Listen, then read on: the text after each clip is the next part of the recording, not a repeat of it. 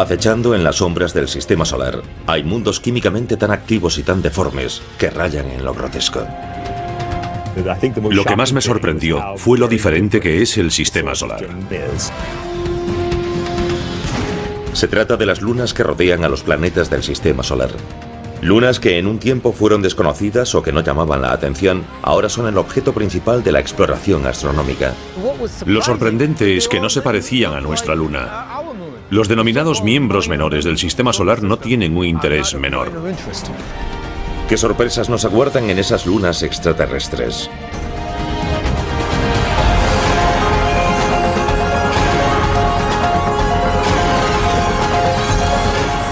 El universo. Lunas extraterrestres.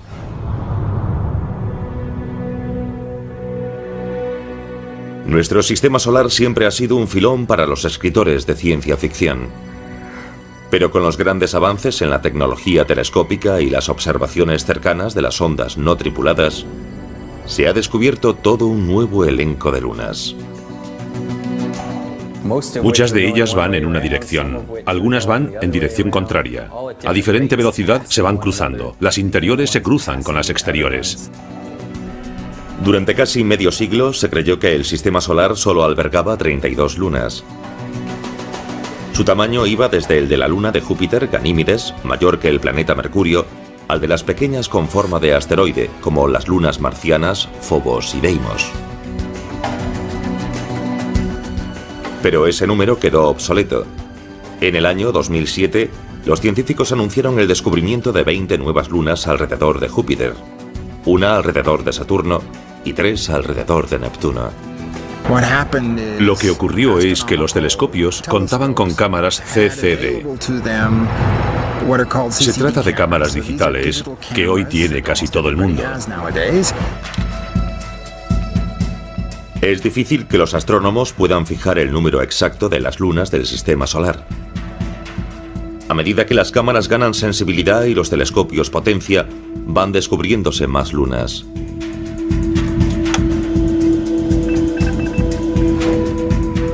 Las lunas se dividen en dos grupos. Las que, como nuestra luna, describen órbitas casi circulares sobre el ecuador de su planeta, se denominan lunas regulares. Mientras que nuestra luna se formó tras un impacto, todas las demás lunas regulares se fusionaron a partir de la masa gaseosa que rodeaba sus planetas anfitriones, un proceso denominado acreción. El ejemplo típico de lunas regulares serían las galileanas de Júpiter: Io, Europa, Ganímedes y Calisto. El mismo material que formará Júpiter también, pero más expandido. Pues bien, ese material se acumuló y formó las lunas. Las lunas que describen órbitas alargadas muy inclinadas respecto al ecuador de sus planetas se denominan lunas irregulares. La mayoría de ellas se mueven en órbitas retrógradas, en sentido contrario a la rotación de su planeta. Febe, la nueva luna descubierta alrededor de Saturno, es un ejemplo perfecto. Inició su vida celeste como viajera independiente alrededor del Sol, antes de que la capturase la mayor masa de Saturno. Regulares o irregulares, las lunas deben permanecer dentro del alcance gravitatorio de su planeta anfitrión. El límite de esas órbitas se conoce como esfera de Hill. Ese fenómeno debe su nombre a George William Hill, astrónomo estadounidense de mediados de la década de 1800. La esfera de Hill es la zona en torno a un planeta que se mueve con ese planeta, y dentro de ella la gravedad del planeta supera la gravedad del Sol. Las lunas de Marte, Deimos y Phobos, actúan de modo diferente dentro de la esfera de Hill. Si el planeta rota más rápido que la órbita de la Luna, como Deimos, las fuerzas de la marea entre ambas lo que harán será alejar cada vez más a Deimos. Phobos, por otra parte, orbita más rápido que la rotación de Marte. Estas pequeñas lunas las descubrió el astrónomo estadounidense Aspet Hall en 1877. Bautizó a Phobos en honor del dios griego del miedo y a Deimos por el dios del terror. Tom Duxbury participó en la misión Mariner 9, que fotografió por primera vez las dos lunas con forma de patata en noviembre de 1971. A altas horas de la noche de un día frío, lluvioso, oscuro y horrible, observé las imágenes, giré la foto de lado y me pareció como una calavera. Tenía un aspecto inquietante.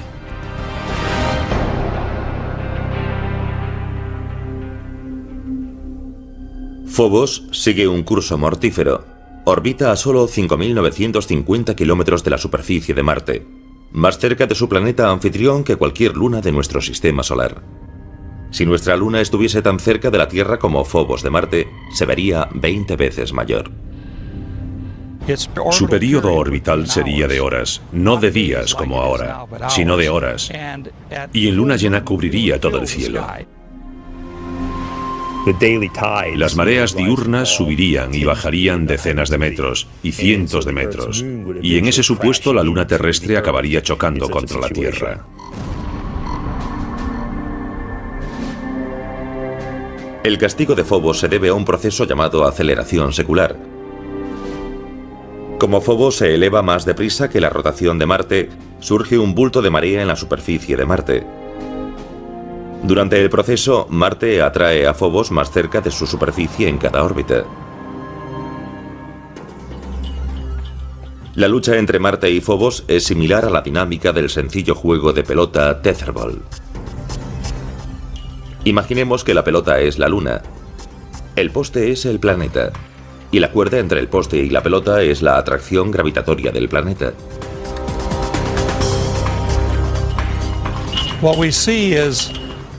Lo que vemos es que la gravedad tiraría de la Luna de tal modo que se acelera, va cada vez más rápido y se va acercando hasta que acaba chocando con el poste. Eso es justo lo que le está pasando a Phobos. Orbita alrededor de Marte más rápido que la rotación de Marte.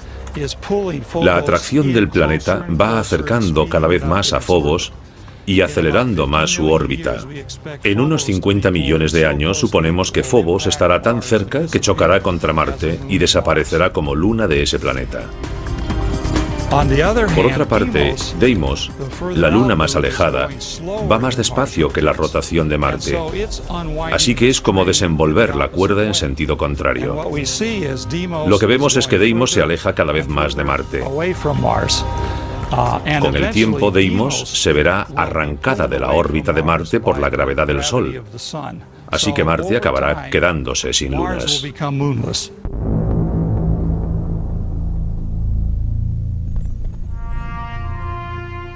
Debido a que Phobos supera la rotación de Marte, parece salir por el oeste y ponerse por el este.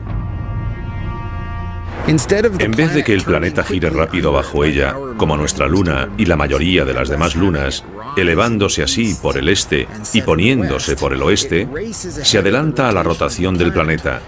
Por eso sale por el horizonte occidental y se adelanta y se pone por el horizonte oriental. Pasarán otros 50 millones de años antes de que Phobos desaparezca por completo. Antes de eso, quizás sea útil para la posible colonización de Marte. El escritor de ciencia ficción Arthur C. Clarke especuló sobre esa idea en su libro Las arenas de Marte.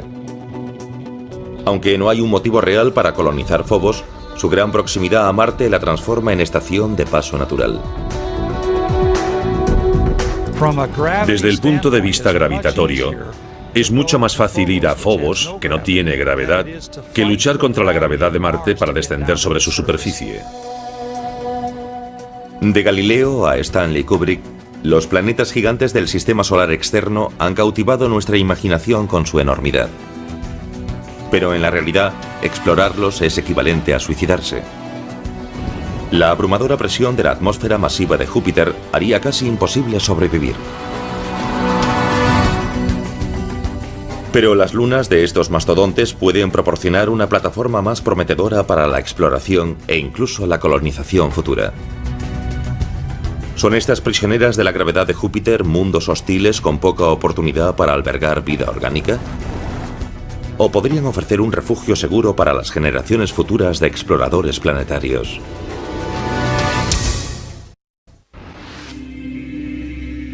Hasta hace poco no se sabía mucho sobre las lunas de los gigantes de hielo y gas. La mayoría estaban ocultas por el brillo de sus planetas anfitriones. Hoy, los telescopios modernos y las ondas espaciales no tripuladas han revelado un espacio poblado por un montón de lunas, algunas con forma planetaria esférica y otras deformes, de apenas 48 kilómetros de diámetro. Júpiter, el planeta mayor del sistema solar, es un imán para las lunas. Hace casi 4.500 millones de años empezó siendo una enorme nube de gas que sufrió un colapso directo. Este proceso, denominado acreción, formó el inicio del sistema joviano. Mientras que todo el gas y el material que giraba pasó a formar el propio Júpiter, un porcentaje muy pequeño se acumuló en pequeños remolinos dentro de la órbita de Júpiter. Esas mini acreciones se solidificaron y formaron las lunas regulares de Júpiter: Io, Europa, Ganímedes y Calisto. Cuando Júpiter se formó, su enorme gravedad empezó a añadir a su colección pequeños fragmentos restantes del nacimiento del sistema solar primigenio. Los planetas gigantes se formaron pronto, en un ambiente rico en gas, cuando había montones de pequeños desechos en el sistema solar que no había captado ninguna órbita. El número de las lunas de Júpiter va de 60 a más de 200, dependiendo de quién las cuente. Lo que está claro es que si pudiésemos asomarnos al borde de la atmósfera gaseosa de Júpiter y mirar hacia el cielo, veríamos un magnífico baile de objetos lunares. Sería estupendo poder ver las lunas. Cada cierto tiempo verías pasar a Io. A cada segundo pase de Io verías a Europa al mismo tiempo. Y a la cuarta vez del paso de Io verías a Ganímedes. Un miembro de este elenco joviano está tan maltratado por la enorme masa de Júpiter que está literalmente estallando desde su interior. En febrero de 2007, la nave espacial Nuevos Horizontes, en ruta hacia Plutón, enfocó su cámara hacia Io. De tamaño similar a la luna terrestre, Io orbita a 423.000 kilómetros de la superficie de Júpiter. Lo que distingue a Io de las otras lunas de Júpiter es su vulcanismo espectacular. Las cámaras de la nave Nuevos Horizontes captaron imágenes detalladas de lava incandescente en diversos puntos de la superficie de Io. Una enorme masa de polvo de 321 kilómetros se elevaba de la superficie de la luna fundida. Io, como todas las lunas regulares de Júpiter, lleva el nombre de una amante del dios Júpiter de la mitología romana. Fue descubierta por Galileo en 1610. Fotografiada primero por la Pioneer 1 en 1974 y luego por la Voyager 1 en 1979, su actividad pulsante ha desconcertado e intrigado a los científicos durante décadas. De Io sale como 1 tonelada por segundo de material, cada segundo del día. Es una máquina fenomenal. Me encantaría ir a Io, aunque sería una aventura muy peligrosa, calurosa y sulfurosa. Io es demasiado pequeña para haber mantenido un núcleo fundido desde su formación. Algo que se desconoce tiene que ser el causante de su calentamiento. Todo el interior de Io puede estar fundido, porque se contrae mucho mientras orbita en torno a Júpiter. Este proceso se conoce como calentamiento de marea. La enorme gravedad de Júpiter provoca fricción en el núcleo de Io. Igual que un escultor amasa un trozo de barro, Júpiter está creando sin descanso su propia obra maestra. Si una luna se calienta por efecto de la gravedad, se vuelve maleable, puede estirarse como barro y deformarse debido a la gravedad del planeta anfitrión. La superficie de la luna está fría, se rompe como cuando tiras del barro, se rompe rápidamente, pero el interior, que está caliente, puede ablandarse, estirarse y moldearse por efecto de la gravedad del planeta. La mayoría de las lunas regulares tienen órbitas circulares. Para producir un calentamiento de marea, una luna debe tener una órbita más alargada, en la que la distancia hasta el planeta anfitrión cambia radicalmente durante un solo ciclo. El único modo de producir esas órbitas excéntricas es si interfiere en ella la gravedad de otra luna. Cuando una luna tiene una órbita excéntrica, una órbita no circular, se acerca y aleja a su planeta anfitrión. Al alejarse se contrae y se estira al acercarse. Io está en resonancia orbital con sus compañeras Europa y Ganímedes, mientras que Io y Júpiter luchan por establecer una relación sincronizada. Europa y Ganímedes tiran de Io en direcciones opuestas. Júpiter tira también, y entonces Io se estira y contrae debido a ello. El calentamiento de marea de Io, al que se deben sus prodigiosos volcanes, tiene un efecto secundario adicional. Crea el mayor objeto estacionario visible del sistema solar. Una enorme nube de gas 500 veces mayor que Júpiter. En 1990, el profesor Michael Mendillo y su equipo de la Universidad de Boston descubrieron una gran nube de gas que abarcaba la enorme distancia entre un extremo de Júpiter y el otro. Fueron los primeros que fotografiaron toda la nebulosa, los que descubrieron su origen y el proceso que la hace crecer. Io es pequeña, así que no tiene mucha atmósfera, pero sus volcanes proporcionan constantemente material que podría ser una atmósfera. Pero también podríamos preguntarnos por qué no tiene una atmósfera enorme si los volcanes llevan activos miles de años. Ello se debe a que el material se escapa. El gas clave es el sodio. Aunque solo constituye el 5% de los materiales expulsados por Io, los telescopios de la Tierra lo detectan fácilmente. El sodio emite un brillo anaranjado. De hecho, el sodio se usa mucho para iluminación vial en muchas ciudades del mundo. El sodio y las otras moléculas gaseosas son acribilladas por la luz solar y los electrones en el potente campo magnético de Júpiter. Electrones y protones se liberan de algunas de esas partículas y se ionizan. Ahora, en forma de plasma, esos iones emprenden un viaje debido a la potente magnetosfera de Júpiter. Su velocidad aumenta drásticamente por efecto del campo magnético.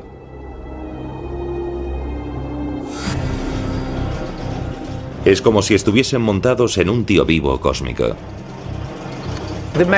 Las líneas del campo magnético son esas barras, y de vez en cuando un átomo de sodio resulta captado junto con un electrón. Ahora estoy en el toro del plasma de Júpiter, junto con los otros iones y electrones que han sido captados previamente.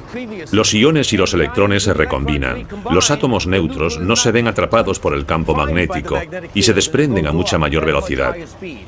Eso basta para que escapen de Júpiter, y así forman la mayor nube de gas visible y permanente del sistema solar. Si pudiésemos ver la nebulosa a simple vista, tendría el tamaño de 12 lunas en el cielo nocturno.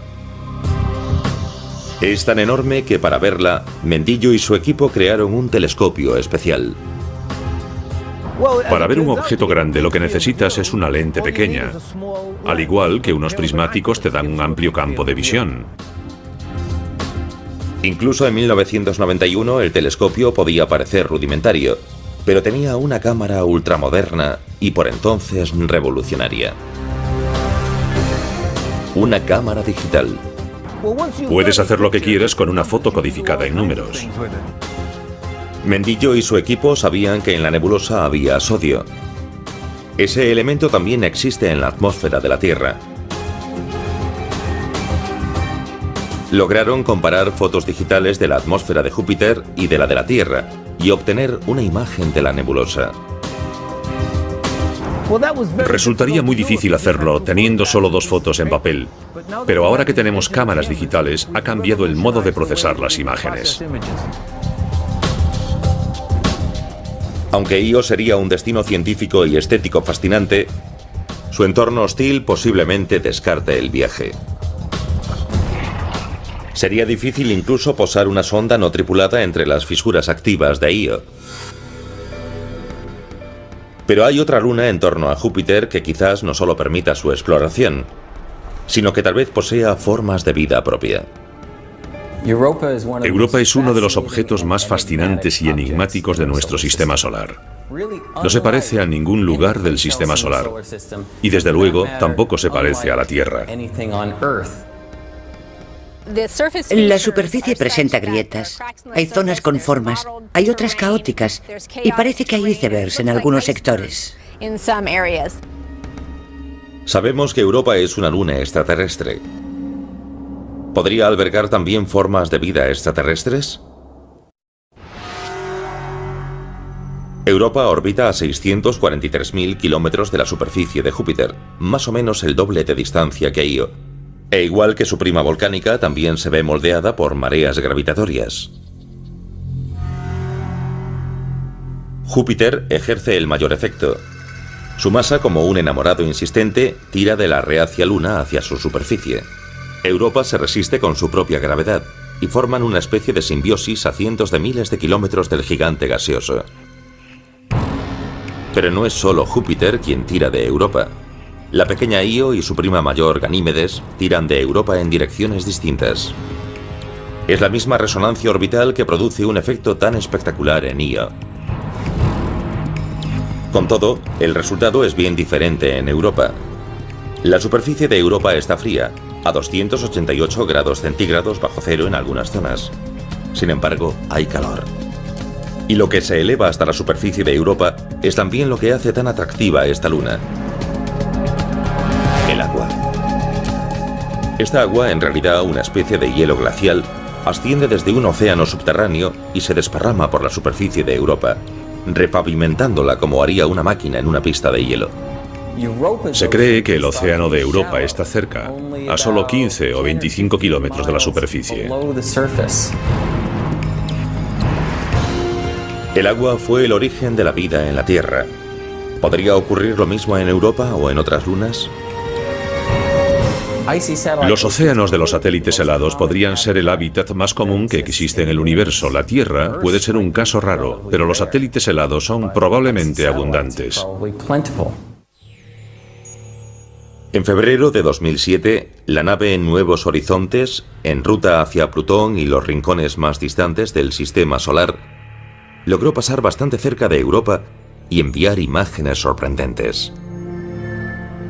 Visibles solo cuando el Sol sale o se pone detrás de Europa, hay formaciones geológicas enormes que se han apodado como círculos de las cosechas.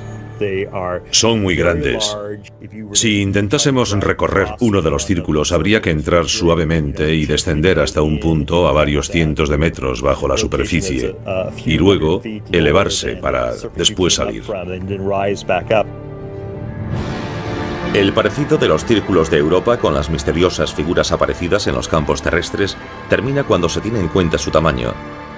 Cada uno mide de 3.000 a 4.500 kilómetros de diámetro. Son muy poco profundos y uniformes para ser cráteres de impactos. Los asteroides y cometas tienen diversos tamaños y formas. Los círculos de Europa son muy similares geológicamente. Aunque no se ha demostrado nada, parece que la gran masa de Júpiter quizás vuelva a ser la causante.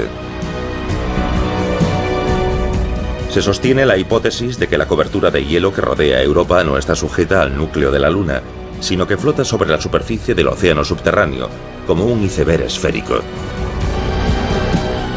La región polar tal vez fuese moldeada por Júpiter y luego, a lo largo de cientos de miles de años, se vio arrastrada hacia el ecuador.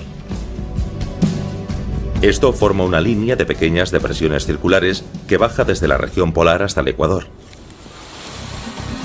Si la corteza helada de Europa tiene una estructura similar a los icebergs de la Tierra, la mayor parte de ella estaría bajo la superficie del océano.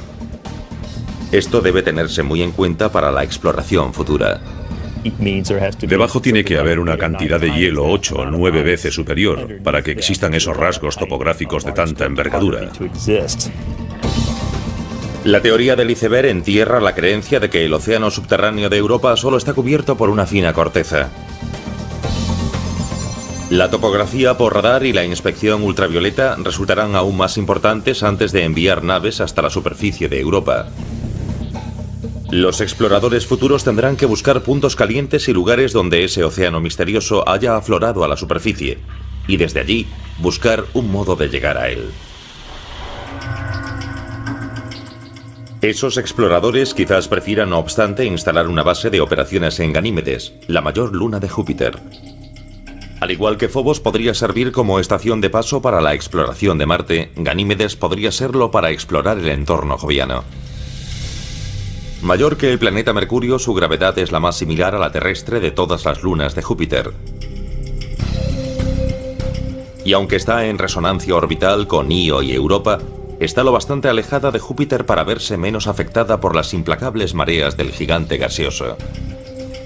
En Ganímedes se puede aterrizar en un cráter grande e instalar una estación protegida, a salvo de las partículas cargadas del entorno joviano, y crear un lugar seguro para estudiar no solo la propia Ganímedes, su campo magnético, su interior y su geología, sino todo el entorno de Júpiter. Ganímedes es la única luna del sistema solar con campo magnético propio. Para poseer ese rasgo, Ganímedes debe tener suficiente masa y un núcleo caliente. Su masa es evidente, pero lo que es un misterio es de dónde procede el calor. Ganímedes se ve afectada por las fuerzas de marea de Europa y de Io. Pero las mediciones sobre su órbita indican que es lo bastante redonda para evitar el aplastamiento y estiramiento que sus compañeras sufren debido a Júpiter. Creemos que tal vez ocurrió algo en el pasado de Ganímedes que cambió ligeramente su órbita. Tal vez su excentricidad se desajustó durante un momento y generó mucho calor dentro de Ganímedes, haciendo que el núcleo se calentase. Pero no lo sabemos seguro. Lo que sí sabemos es que el reciente paso de la nave Nuevos Horizontes por el entorno joviano nos proporcionó una imagen fascinante de las maravillas que nos aguardan en las lunas de Júpiter. Los científicos esperan que llegue el día en que una nave se pose sobre una de esas lunas y empiece a descubrir los secretos de esos mundos misteriosos. Otra luna helada orbita alrededor del gigante Saturno. Es demasiado pequeña para mantener su propia atmósfera, pero eso no le impide socavar la atmósfera de su planeta anfitrión.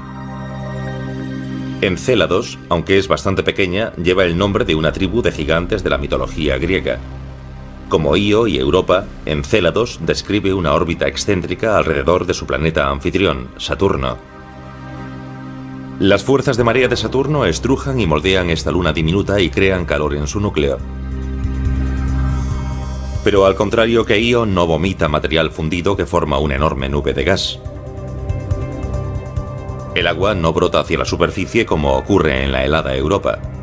No, Encélados vomita chorros de agua helada a la atmósfera de Saturno. No se trata de un volcán, sino más bien de un geyser. El vapor de agua después queda en órbita en torno a la pequeña luna, o como está cerca de Saturno, la gravedad de este puede atraerlo hacia el planeta. Interesados por su trabajo sobre el toro de Io, Michael Mendillo y su equipo de la Universidad de Boston empezaron a estudiar el efecto de Encélados sobre la atmósfera de Saturno. El agua es un catalizador estupendo para que los iones y electrones se recombinen.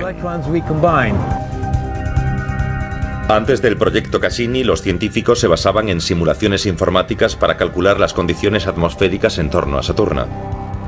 Indicaban que Saturno debía de tener una ionosfera muy robusta.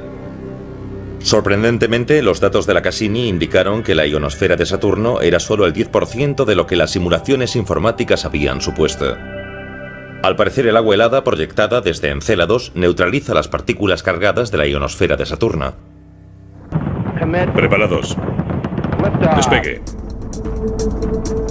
Los científicos averiguaron casi por accidente el efecto que el agua puede ejercer sobre la atmósfera de la Tierra.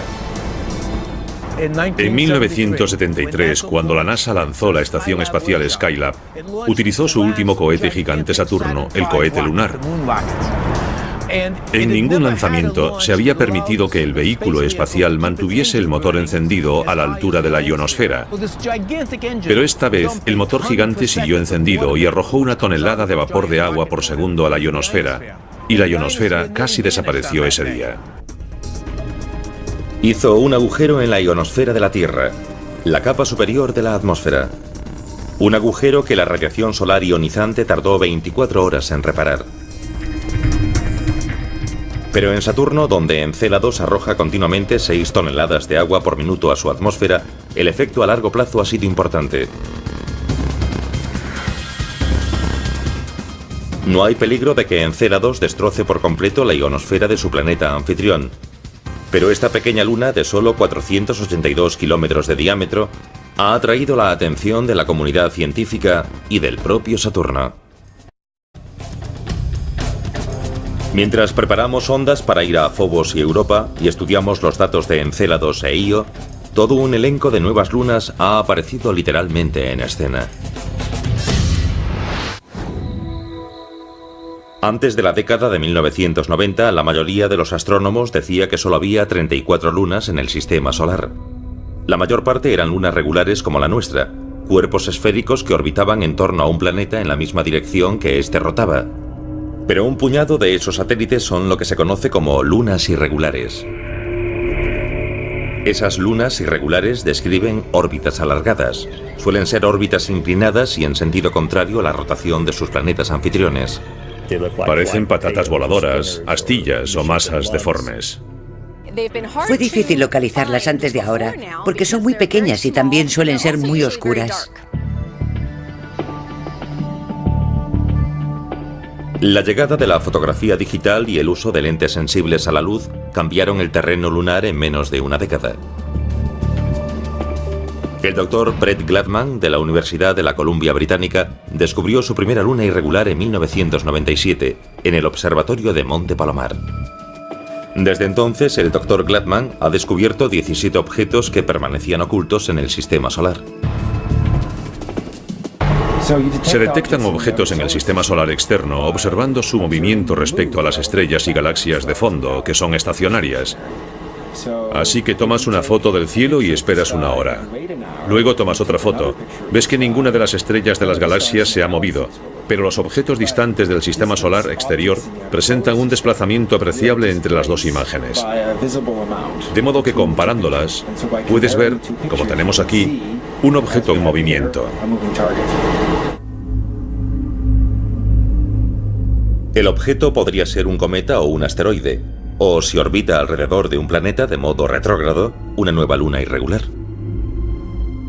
Otra diferencia importante entre las lunas regulares y sus compañeras irregulares. Las lunas irregulares son capturadas. Es decir, que se formaron de modo independiente de su planeta anfitrión, y con probabilidad fueron parte de los desechos que en un principio formaron nuestro sistema solar.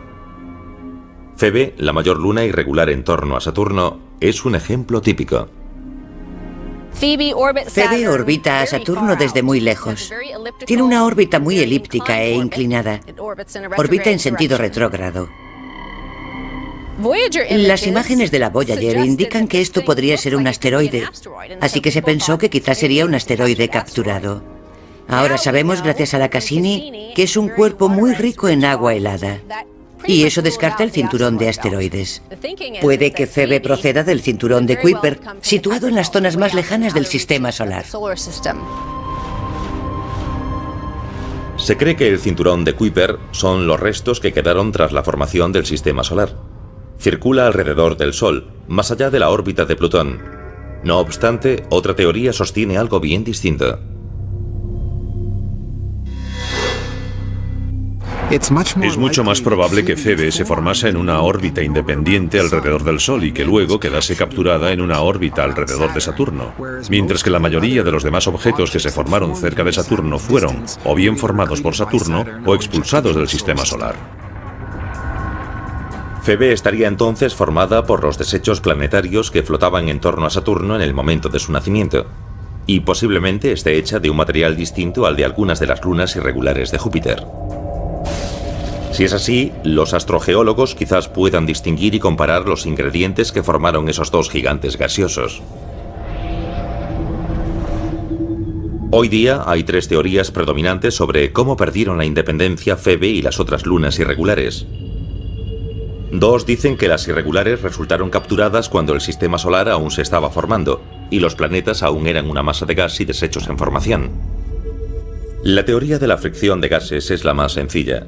Había gases densos girando en torno al planeta en formación cuando un cometa, un asteroide o fragmentos de ambos atravesaron la mezcla gaseosa.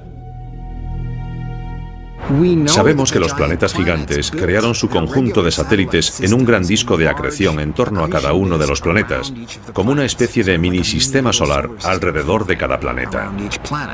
Y el gas y el polvo que había en ese disco también pudieron servir en las zonas alejadas como fuente de fricción, y así los planetesimales de paso formados independientemente se ven frenados levemente y capturados en la órbita.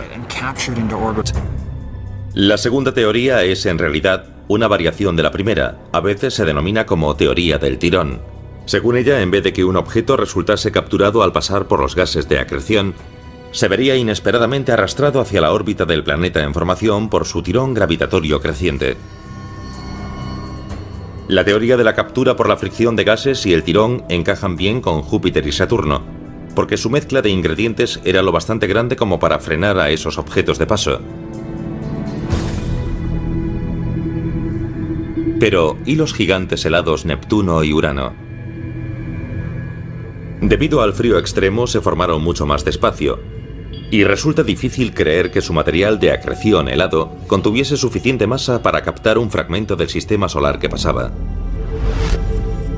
Con todo, los dos gigantes helados tienen lunas irregulares propias, y así surge una tercera teoría, la de la interacción de tres cuerpos. Descubrimos que muchos de los objetos son en realidad más de un objeto. Suelen ser dos objetos, y a menudo se debe a que ambos son más o menos del mismo tamaño en una relación binaria. En vez de ser un gran objeto con otro pequeño que orbite a su alrededor, son dos objetos de más o menos el mismo tamaño que siguen una órbita común entre ambos, llamada baricentro. Un par binario se da cuando dos objetos del mismo tamaño están bien unidos al baricentro para impedir que un tercer objeto mayor los separe. Pero cuando un elemento del par binario es mucho mayor que el otro, el tercer objeto, más grande, tiene más posibilidades de separarlos. El más pequeño tendrá una órbita mucho mayor que se aleja más. Esto lleva al objeto pequeño lo bastante cerca del planeta para resultar capturado, mientras que su compañero acaba lanzado fuera a una órbita independiente. Hay una luna que no se ajusta a ninguna clasificación. Tritón orbita a Neptuno en sentido retrógrado, al contrario que la rotación de Neptuno. Eso la clasificaría como luna irregular, pero es esférica y orbita cerca del ecuador, describiendo una circunferencia casi perfecta, los rasgos típicos de una luna regular.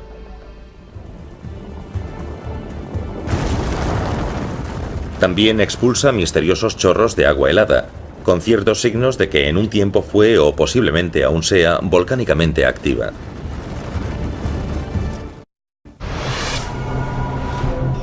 Antes de que la Voyager 2 partiese rumbo al sistema solar externo, la luna de Neptuno, llamada Tritón, se creía una bola de roca geológicamente muerta, de tamaño parecido a nuestra luna.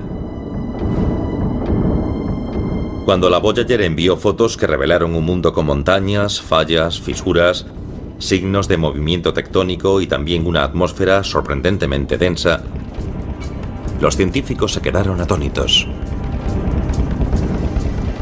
Los fenómenos geológicos que suelen asociarse a planetas mucho más calientes y grandes podrían estar dándose en una luna helada algo menor que la nuestra.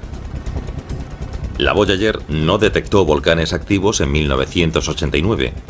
Sin embargo, como la luna de Saturno, Encélados, surgían géiseres periódicamente de la superficie del planeta.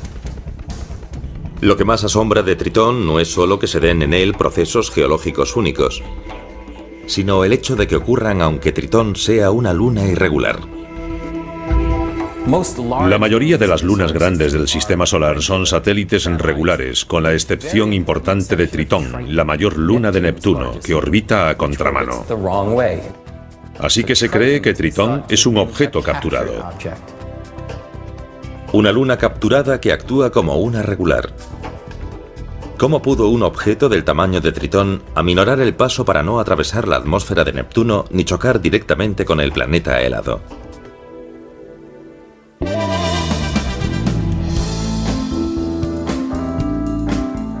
No hay apuestas seguras, pero algunas teorías son más plausibles. Al igual que los que juegan a la ruleta, Tritón y Neptuno apostaron y confiaron en la suerte. Por favor, hagan sus apuestas. En la ruleta hay varios modos de apostar. Cada uno tiene diferentes riesgos. Y como la mayoría de los juegos de azar, cuanto mayor es el riesgo, mayor es la recompensa. 20 negro, 22 gana. Hay al menos 3 modos de que Tritón resultase capturado por Neptuno.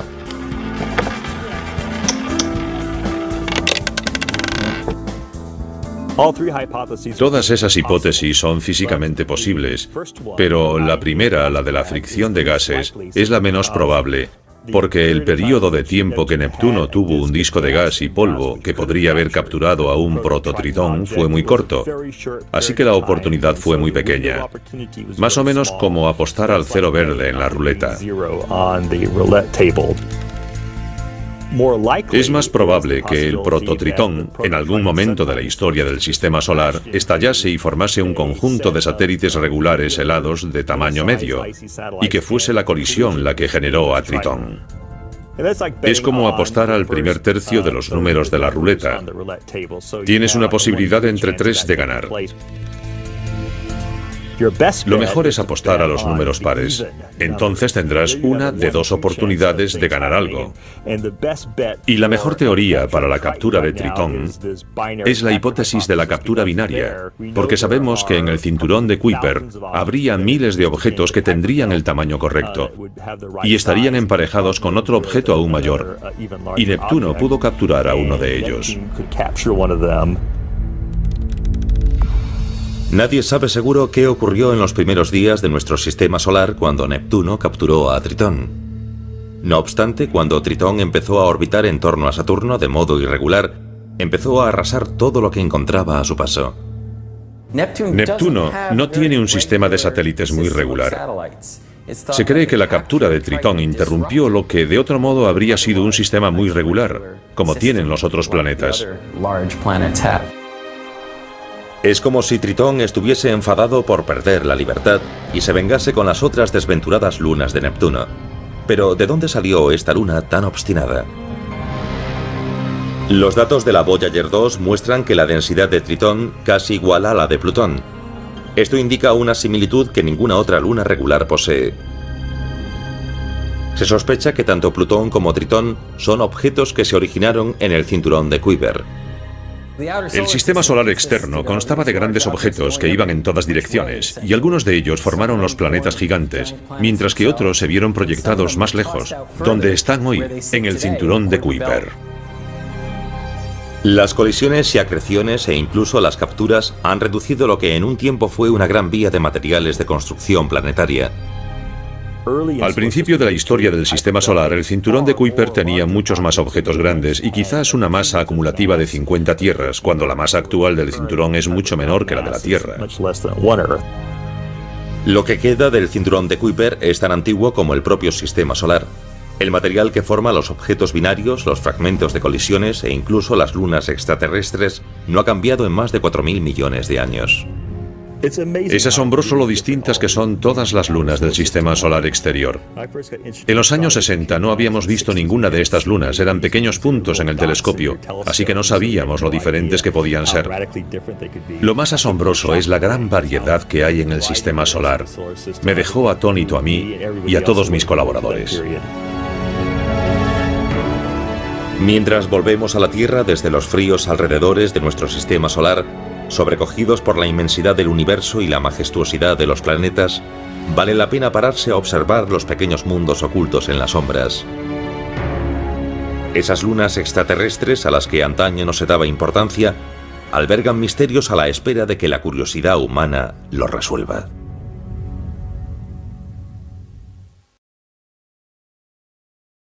Un proceso denominado acreción. El ejemplo típico de lunas regulares serían las galileanas de Júpiter: Io, Europa, Ganímedes y Calisto.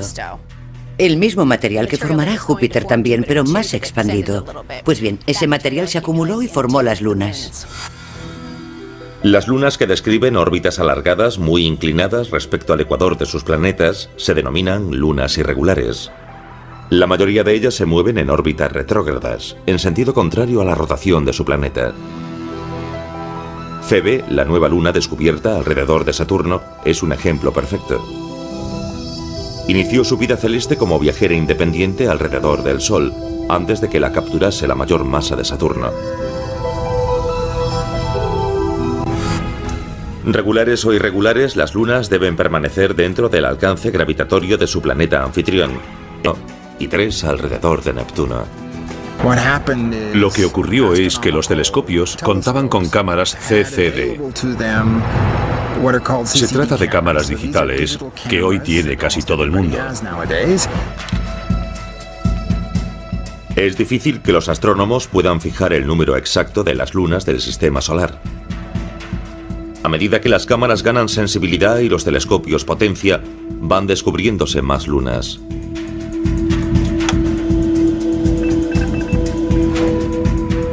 Las lunas se dividen en 2 grupos. Las que, como nuestra luna, describen órbitas casi circulares sobre el ecuador de su planeta, se denominan lunas regulares. Mientras que nuestra luna se formó tras un impacto, todas las demás lunas regulares se fusionaron a partir de la masa gaseosa que rodeaba sus planetas anfitriones. Acechando en las sombras del sistema solar, hay mundos químicamente tan activos y tan deformes que rayan en lo grotesco. Lo que más me sorprendió fue lo diferente que es el sistema solar. Se trata de las lunas que rodean a los planetas del sistema solar. Lunas que en un tiempo fueron desconocidas o que no llamaban la atención, ahora son el objeto principal de la exploración astronómica. Lo sorprendente es que no se parecían a nuestra luna. Los denominados miembros menores del sistema solar no tienen un interés menor. ¿Qué sorpresas nos aguardan en esas lunas extraterrestres?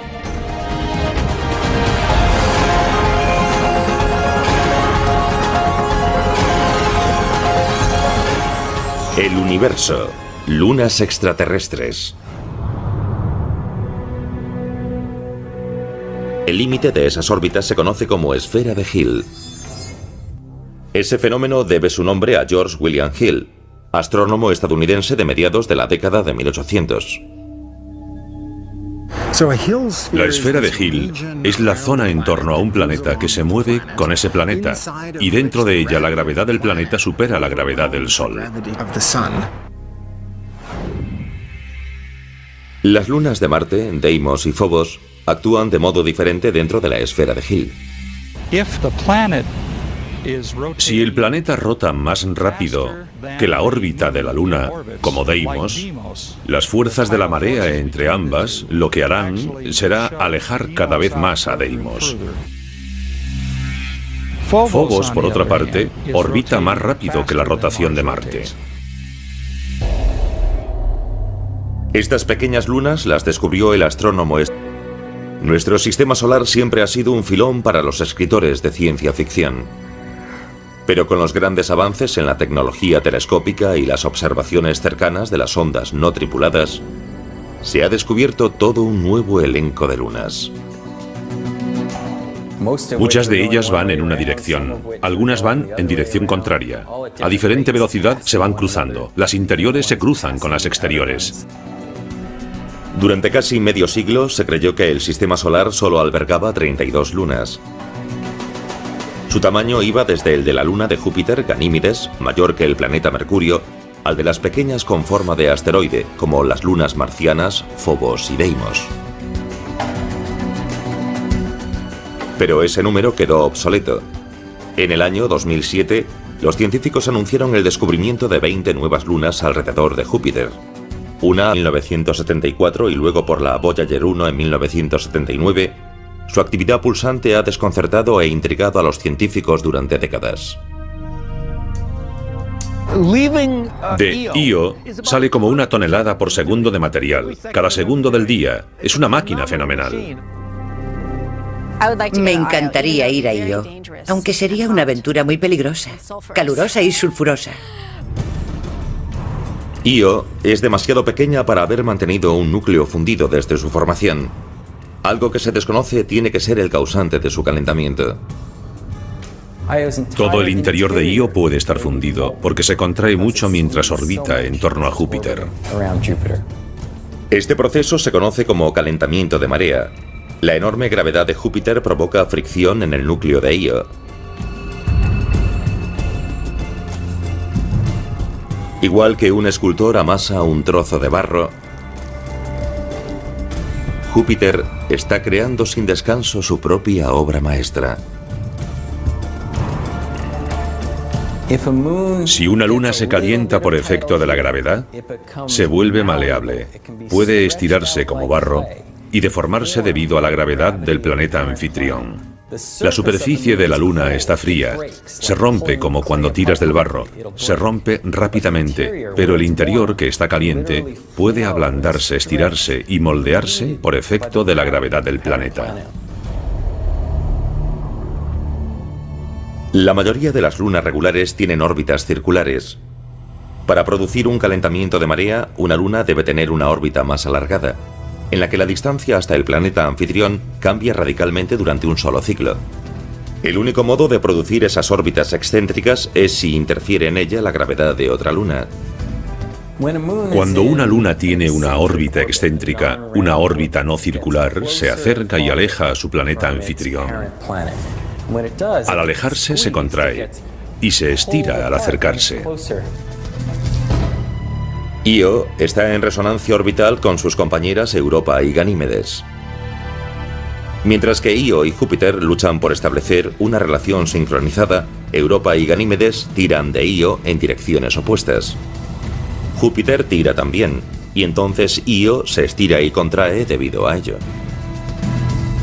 El calentamiento de marea de Io, al que se deben sus prodigiosos volcanes, tiene un efecto secundario adicional. Crea el mayor objeto estacionario visible del sistema solar. Una enorme nube de gas 500 veces mayor que Júpiter. En 1990, el profesor Michael Mendillo y su equipo de la Universidad de Boston descubrieron una... Las líneas del campo magnético son esas barras, y de vez en cuando un átomo de sodio resulta captado junto con un electrón. Ahora estoy en el toro del plasma de Júpiter, junto con los otros iones y electrones que han sido captados previamente. Los iones y los electrones se recombinan. Los átomos neutros no se ven atrapados por el campo magnético y se desprenden a mucha mayor velocidad. Eso basta para que escapen de Júpiter, y así forman la mayor nube de gas visible y permanente del sistema solar. Si pudiésemos ver la nebulosa a simple vista, tendría el tamaño de 12 lunas en el cielo nocturno. Es tan enorme que para verla, Mendillo y su equipo crearon un telescopio especial. Para ver un objeto grande lo que necesitas es una lente pequeña, al igual que unos prismáticos te dan un amplio campo de visión. Incluso en 1991 el telescopio podía parecer rudimentario, pero tenía una cámara ultramoderna y por entonces revolucionaria. Una cámara digital. Puedes hacer lo que quieras con una foto codificada en números. Mendillo y su equipo sabían que en la nebulosa había sodio. Ese elemento también existe en la atmósfera de la Tierra.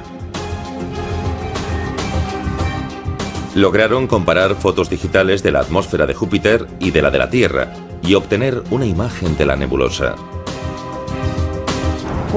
Resultaría muy difícil hacerlo teniendo solo 2 fotos en papel, pero ahora que tenemos cámaras digitales ha cambiado el modo de procesar las imágenes. Aunque Io sería un destino científico y estético fascinante, su entorno hostil posiblemente descarte el viaje. Sería difícil incluso posar una sonda no tripulada entre las fisuras activas de Io. Pero hay otra luna en torno a Júpiter que quizás no solo permita su exploración, sino que tal vez posea formas de vida propia. Europa es uno de los objetos más fascinantes y enigmáticos de nuestro sistema solar. No se parece a ningún lugar del sistema solar, y desde luego tampoco se parece a la Tierra. La superficie presenta grietas, hay zonas con formas, hay otras caóticas y parece que hay icebergs en algunos sectores. Sabemos que Europa es una luna extraterrestre. ¿Podría albergar también formas de vida extraterrestres? Europa orbita a 643.000 kilómetros de la superficie de Júpiter, más o menos el doble de distancia que Io. E igual que su prima volcánica, también se ve moldeada por mareas gravitatorias. La de Plutón. Esto indica una similitud que ninguna otra luna regular posee. Se sospecha que tanto Plutón como Tritón son objetos que se originaron en el cinturón de Kuiper. El sistema solar externo constaba de grandes objetos que iban en todas direcciones, y algunos de ellos formaron los planetas gigantes, mientras que otros se vieron proyectados más lejos, donde están hoy, en el cinturón de Kuiper. Las colisiones y acreciones e incluso las capturas han reducido lo que en un tiempo fue una gran vía de materiales de construcción planetaria. Al principio de la historia del sistema solar, el cinturón de Kuiper tenía muchos más objetos grandes y quizás una masa acumulativa de 50 tierras, cuando la masa actual del cinturón es mucho menor que la de la Tierra. Lo que queda del cinturón de Kuiper es tan antiguo como el propio sistema solar. El material que forma los objetos binarios, los fragmentos de colisiones e incluso las lunas extraterrestres no ha cambiado en más de 4.000 millones de años. Es asombroso lo distintas que son todas las lunas del sistema solar exterior. En los años 60 no habíamos visto ninguna de estas lunas, eran pequeños puntos en el telescopio, así que no sabíamos lo diferentes que podían ser. Lo más asombroso es la gran variedad que hay en el sistema solar. Me dejó atónito a mí y a todos mis colaboradores. Mientras volvemos a la Tierra desde los fríos alrededores de nuestro sistema solar, sobrecogidos por la inmensidad del universo y la majestuosidad de los planetas, vale la pena pararse a observar los pequeños mundos ocultos en las sombras. Esas lunas extraterrestres a las que antaño no se daba importancia, albergan misterios a la espera de que la curiosidad humana los resuelva.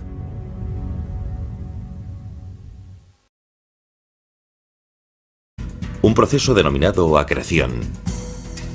El ejemplo típico de lunas regulares serían las galileanas de Júpiter: Io, Europa, Ganímedes y Calisto. El mismo material que formará Júpiter también, pero más expandido. Pues bien, ese material se acumuló y formó las lunas. Las lunas que describen órbitas alargadas muy inclinadas respecto al ecuador de sus planetas se denominan lunas irregulares. La mayoría de ellas se mueven en órbitas retrógradas, en sentido contrario a la rotación de su planeta. Febe, la nueva luna descubierta alrededor de Saturno, es un ejemplo perfecto. Inició su vida celeste como viajera independiente alrededor del Sol, antes de que la capturase la mayor masa de Saturno. Regulares o irregulares, las lunas deben permanecer dentro del alcance gravitatorio de su planeta anfitrión, y 3 alrededor de Neptuno. Lo que ocurrió es que los telescopios contaban con cámaras CCD. En la atmósfera de la Tierra. Lograron comparar fotos digitales de la atmósfera de Júpiter y de la Tierra y obtener una imagen de la nebulosa. Resultaría muy difícil hacerlo teniendo solo 2 fotos en papel, pero ahora que tenemos cámaras digitales ha cambiado el modo de procesar las imágenes. Aunque Io sería un destino científico y estético fascinante, su entorno hostil posiblemente descarte el viaje. Sería difícil incluso posar una sonda no tripulada entre las fisuras activas de Io. Pero hay otra luna en torno a Júpiter que quizás no solo permita su exploración, sino que tal vez posea formas de vida propia. Europa es uno de los objetos más fascinantes y enigmáticos de nuestro sistema solar. No se parece a ningún lugar del sistema solar, y desde luego tampoco se parece a la Tierra.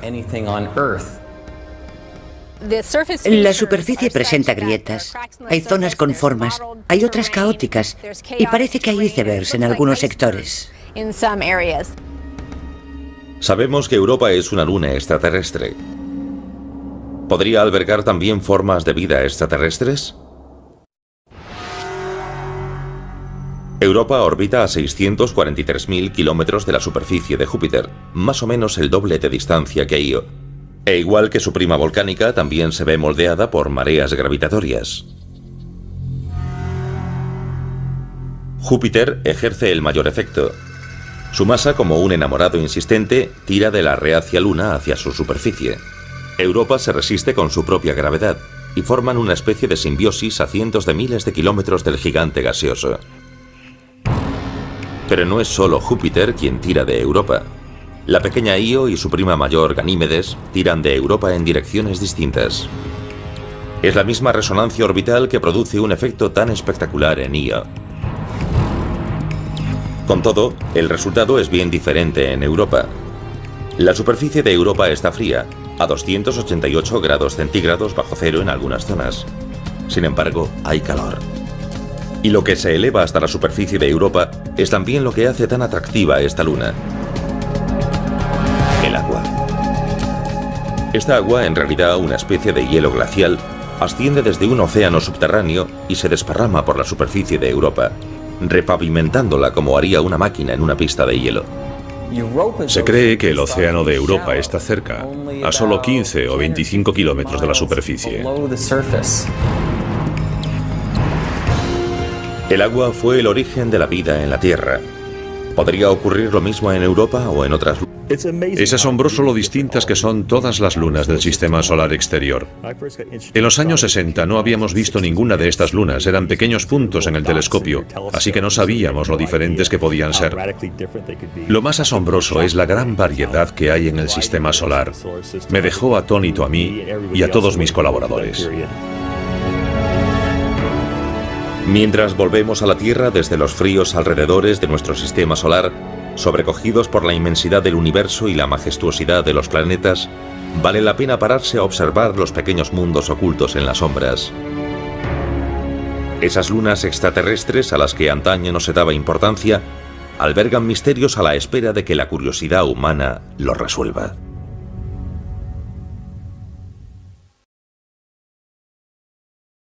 Un proceso denominado acreción.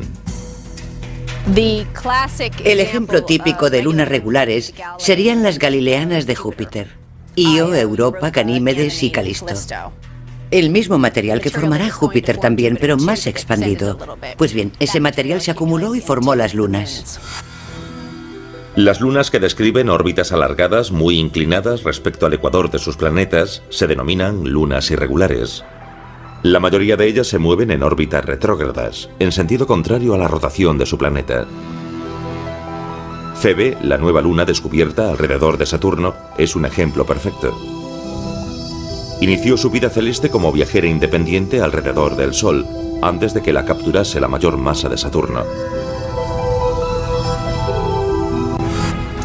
Regulares o irregulares, las lunas deben permanecer dentro del alcance gravitatorio de su planeta anfitrión, y 3 alrededor de Neptuno.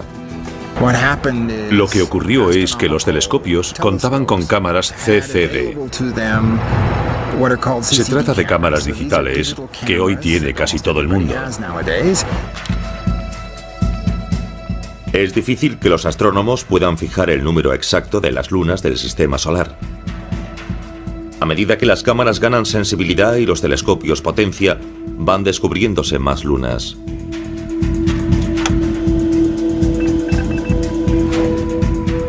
Las lunas se dividen en 2 grupos. Las que, como nuestra luna, describen órbitas casi circulares sobre el ecuador de su planeta, se denominan lunas regulares. Mientras que nuestra luna se formó tras un impacto, todas las demás lunas regulares se fusionaron a partir de la masa gaseosa que rodeaba sus planetas anfitriones. Acechando en las sombras del sistema solar, hay mundos químicamente tan activos y tan deformes que rayan en lo grotesco. Helados Neptuno y Urano. Debido al frío extremo, se formaron mucho más despacio, y resulta difícil creer que su material de acreción helado contuviese suficiente masa para captar un fragmento del sistema solar que pasaba. Con todo, los 2 gigantes helados tienen lunas irregulares propias. Y así surge una tercera teoría, la de la interacción de 3 cuerpos. Descubrimos que muchos de los objetos son en realidad más de un objeto. Suelen ser 2 objetos, y a menudo se debe a que ambos son más o menos del mismo tamaño en una relación binaria. En vez de ser un gran objeto con otro pequeño que orbite a su alrededor, son dos objetos de más o menos el mismo tamaño que siguen una órbita común entre ambos, llamada baricentro. Un par binario se da cuando dos objetos del mismo tamaño están bien unidos al baricentro para impedir que un tercer objeto mayor los separe.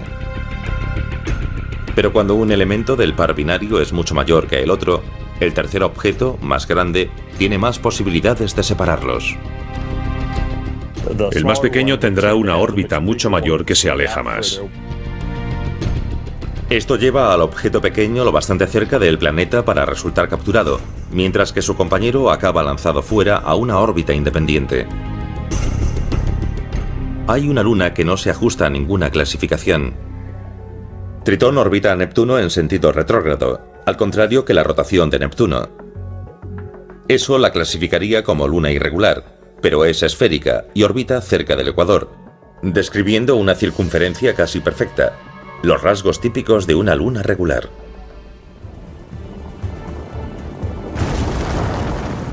También expulsa misteriosos chorros de agua helada, con ciertos signos de que en un tiempo fue o posiblemente aún sea volcánicamente activa.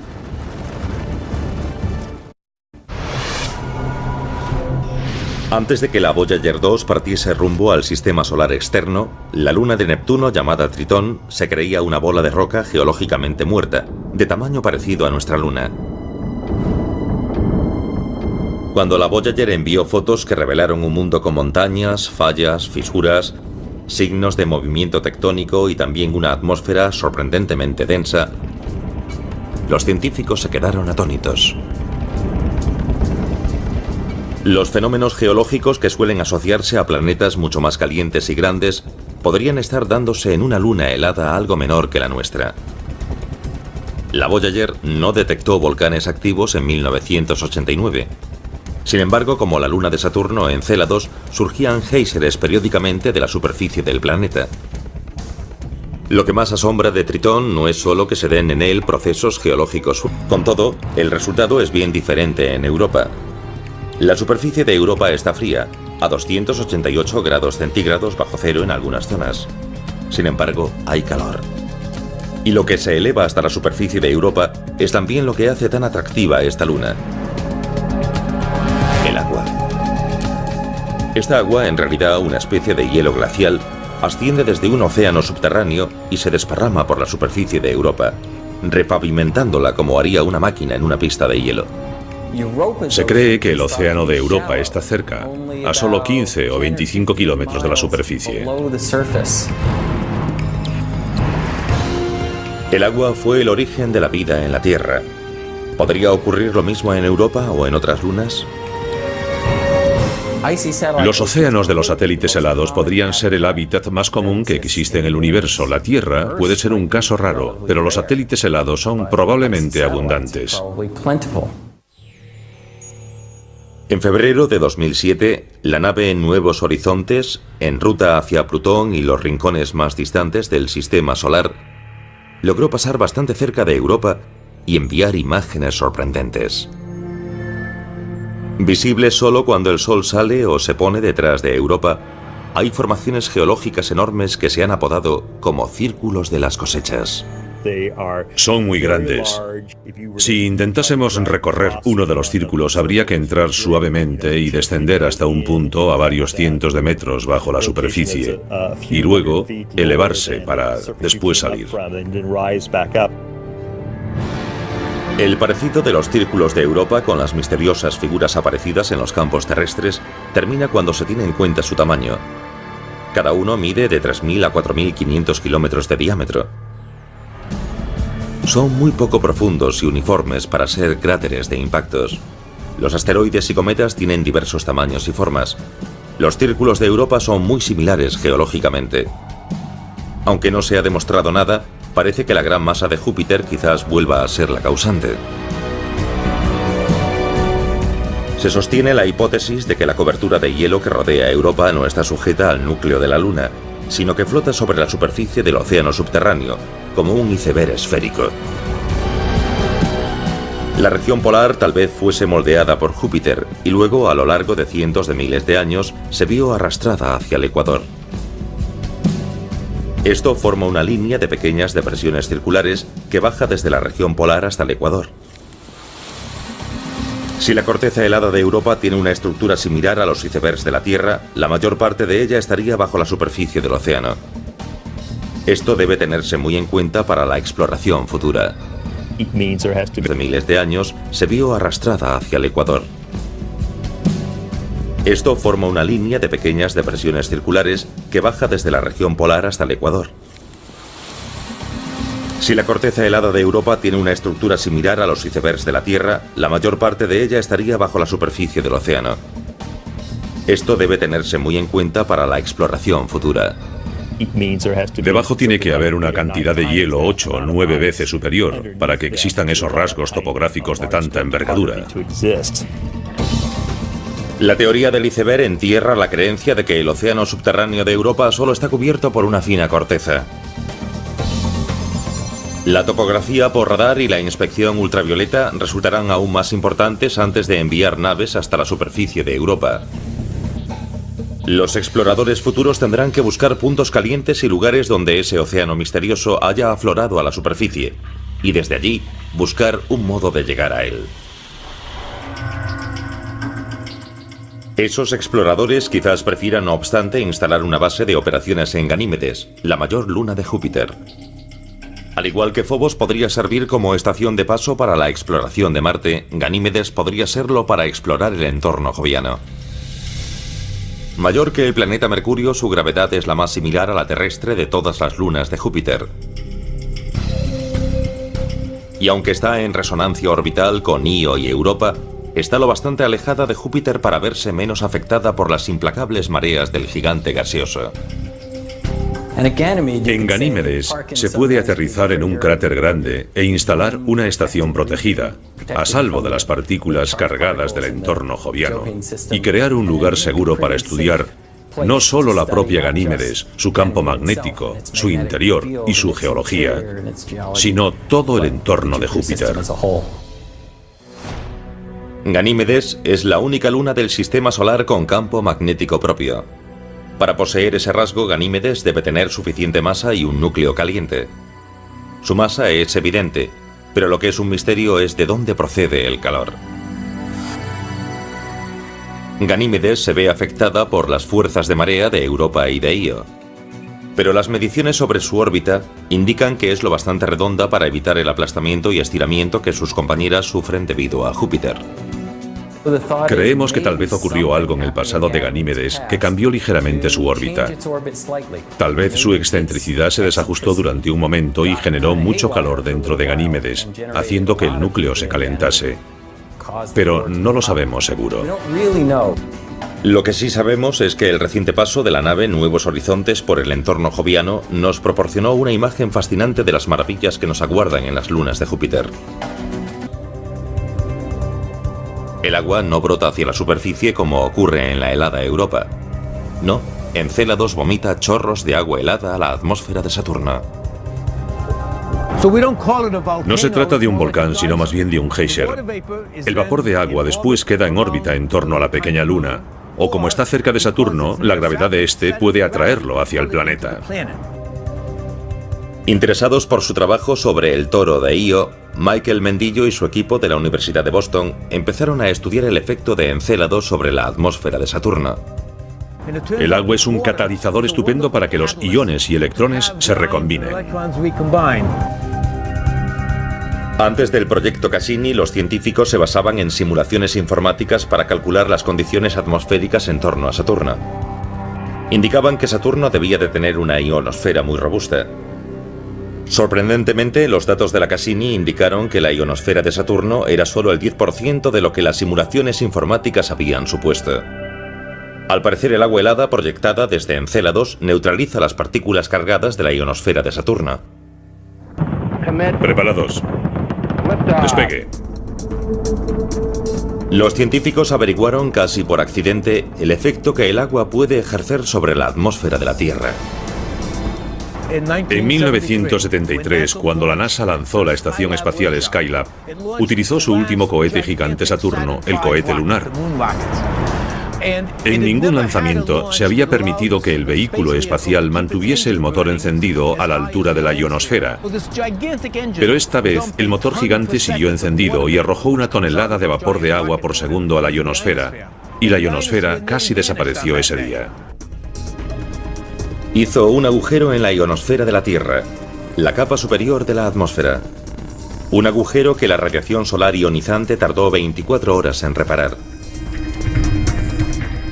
Pero en Saturno, donde Encélados arroja continuamente 6 toneladas de agua por minuto a su atmósfera, el efecto a largo plazo ha sido importante.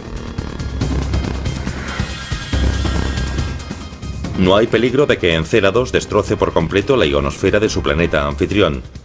Pero esta pequeña luna de solo 482 kilómetros de diámetro ha atraído la atención de la comunidad científica y del propio Saturno.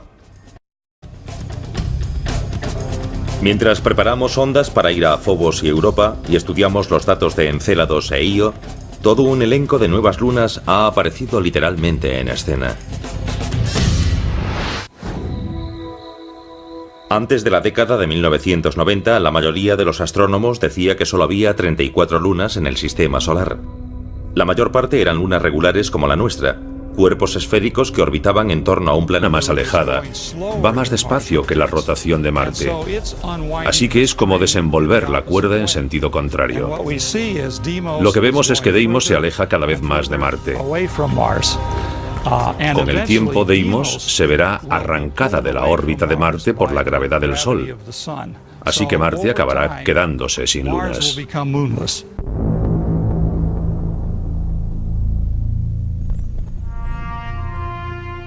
Debido a que Phobos supera la rotación de Marte, parece salir por el oeste y ponerse por el este. En vez de que el planeta gire rápido bajo ella, como nuestra Luna y la mayoría de las demás lunas, elevándose así por el este y poniéndose por el oeste, se adelanta a la rotación del planeta. Por eso sale por el horizonte occidental y se adelanta y se pone por el horizonte oriental. Pasarán otros 50 millones de años antes de que Phobos desaparezca por completo. Antes de eso, quizás sea útil para la posible colonización de Marte. El escritor de ciencia ficción Arthur C. Clarke especuló sobre esa idea en su libro Las arenas de Marte. Aunque no hay un motivo real para colonizar Phobos, su gran proximidad a Marte la transforma en estación de paso natural. Desde el punto de vista gravitatorio, es mucho más fácil ir a Phobos, que no tiene gravedad, que luchar contra la gravedad de Marte para descender sobre su superficie. De Galileo a Stanley Kubrick, los planetas gigantes del sistema solar externo han cautivado nuestra imaginación con su enormidad. Pero en la realidad, explorarlos es equivalente a suicidarse. La abrumadora presión de la atmósfera masiva de Júpiter haría casi imposible sobrevivir. Pero las lunas de estos mastodontes pueden proporcionar una plataforma más prometedora para la exploración e incluso la colonización futura. ¿Son estas prisioneras de la gravedad de Júpiter mundos hostiles con poca oportunidad para albergar vida orgánica? ¿O podrían ofrecer un refugio seguro para las generaciones futuras de exploradores planetarios?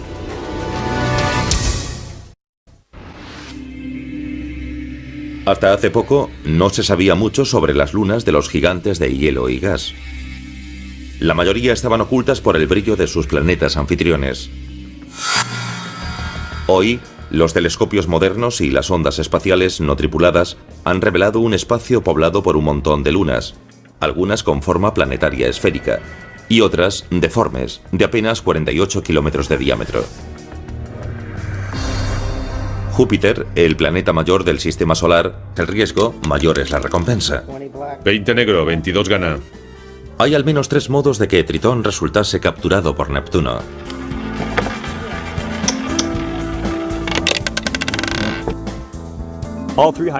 Todas esas hipótesis son físicamente posibles, pero la primera, la de la fricción de gases, es la menos probable, porque el periodo de tiempo que Neptuno tuvo un disco de gas y polvo que podría haber capturado a un prototritón fue muy corto, así que la oportunidad fue muy pequeña, más o menos como apostar al cero verde en la ruleta.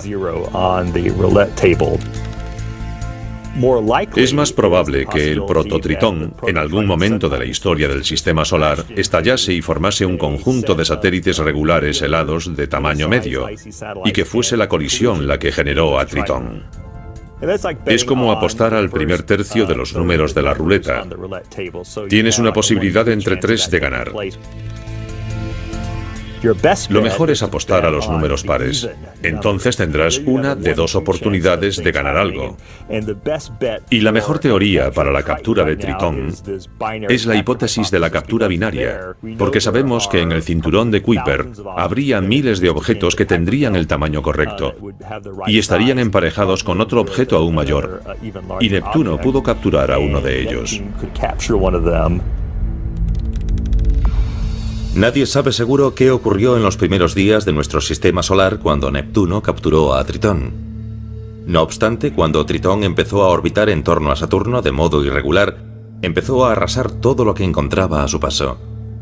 Neptuno no tiene un sistema de satélites muy regular. Se cree que la captura de Tritón interrumpió lo que de otro modo habría sido un sistema muy regular, como tienen los otros planetas. Es como si Tritón estuviese enfadado por perder la libertad y se vengase con las otras desventuradas lunas de Neptuno. Pero ¿de dónde salió esta luna tan obstinada? Los datos de la Voyager 2 muestran que la densidad de Tritón casi iguala a la de Plutón. Esto indica una similitud que ninguna otra luna regular posee. Se sospecha que tanto Plutón como Tritón son objetos que se originaron en el cinturón de Kuiper.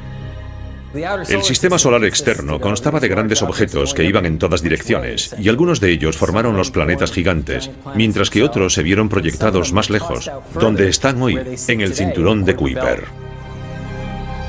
Las colisiones y acreciones e incluso las capturas han reducido lo que en un tiempo fue una gran vía de materiales de construcción planetaria. Al principio de la historia del sistema solar, el cinturón de Kuiper tenía muchos más objetos grandes y quizás una masa acumulativa de 50 tierras, cuando la masa actual del cinturón es mucho menor.